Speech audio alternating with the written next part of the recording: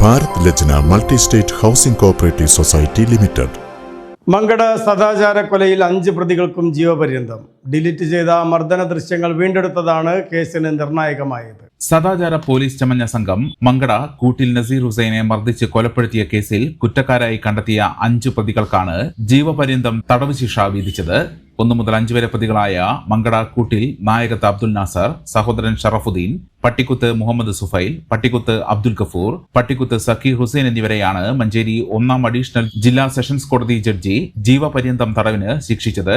6 മുതൽ 8 വരെ പ്രതികളായ ചെന്നൈക്കുന്നൻ ഷഫീഖ്, മുക്കിൽപീടിക പറമ്പാട്ട് മൻസൂർ, അമ്പലപ്പള്ളി അബ്ദുൽ നാസർ എന്നിവരെ സംശയത്തിന്റെ ആനുകൂല്യം നൽകി കോടതി കഴിഞ്ഞ ദിവസം വെറുതെ വിട്ടിരുന്നു.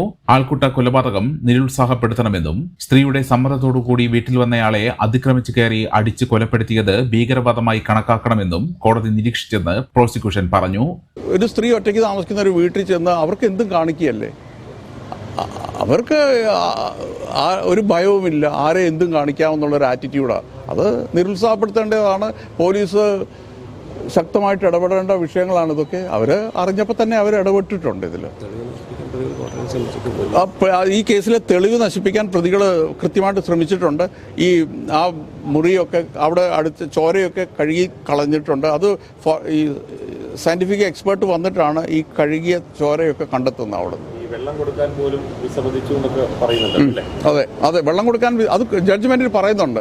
വെള്ളം കൊടുക്കാൻ വിസമ്മതിച്ചതും ആശുപത്രി കൊണ്ടുപോകാൻ തടസ്സം ഉണ്ടാക്കിയതും മനുഷ്യത്വരഹിതമായ പ്രവൃത്തിയാണെന്ന്. ഒരാളെ 2 അടി അടിച്ച് ഒഴിവാക്കുകയല്ലോ, ഒരാളെ ക്രൂരമായിട്ട് അവിടെ ഇട്ട് തല്ലി ഇങ്ങനെയൊക്കെ അത് ആ വീഡിയോ കാണുമ്പോഴേ അതിൻ്റെ ഗൗരവം മനസ്സിലാകത്തുള്ളൂ, അതിൻ്റെ ഭീകരത മനസ്സിലാകത്തുള്ളൂ.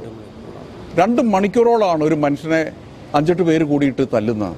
ഒടിഞ്ഞ വടി മാറ്റി പിന്നെ വരെ പോയി വടി എടുത്തുകൊണ്ട് വന്ന് തല്ലുകയായിരുന്നു. വെള്ളം കൊടുക്കാതെയും ആശുപത്രിയിൽ കൊണ്ടുപോവാതെയും ചെയ്ത പ്രതികളുടെ പ്രവൃത്തി കൊലപാതകം ഉദ്ദേശിച്ച് തന്നെയാണെന്നും കോടതി വ്യക്തമാക്കി. കൊലപാതകം, സംഘം ചേർന്ന് കലാപം നടത്തൽ, മാരകായുധങ്ങളുമായി ആക്രമിക്കൽ, വീട്ടിൽ അതിക്രമിച്ചു കയറി ആക്രമിക്കൽ തുടങ്ങിയ കുറ്റങ്ങളാണ് പ്രതികൾക്കെതിരെ തെളിഞ്ഞത്.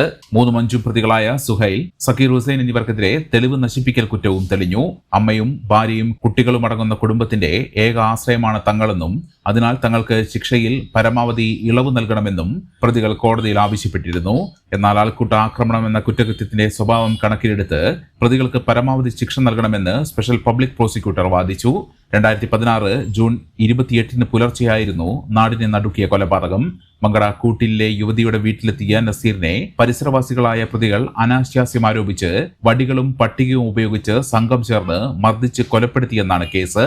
കൊല്ലപ്പെട്ട നസീർ ഹുസൈന്റെ സഹോദരനായ മുഹമ്മദ് നവാസും 2ാം സാക്ഷിയായ വീട്ടുടമയും ഉൾപ്പെടെ 70 സാക്ഷികളുള്ള കേസിൽ 39 പേരെ കോടതി വിസ്തരിച്ചു. 123 രേഖകളും 22 തെളിവുകളും പ്രോസിക്യൂഷൻ ഹാജരാക്കി. The Kottakkal Cooperative Urban Bank Limited, Head Office, Kottakkal. Phone 0483-274-2246. മെമ്പർമാരുടെ നിക്ഷേപങ്ങൾക്ക് ഉയർന്ന ലാഭവിഹിതം നൽകുന്ന കേന്ദ്ര സർക്കാർ സഹകരണ സ്ഥാപനം Bharat Lajna multi state housing cooperative society limited, Parappur road, Kottakkal. Phone 9946999976.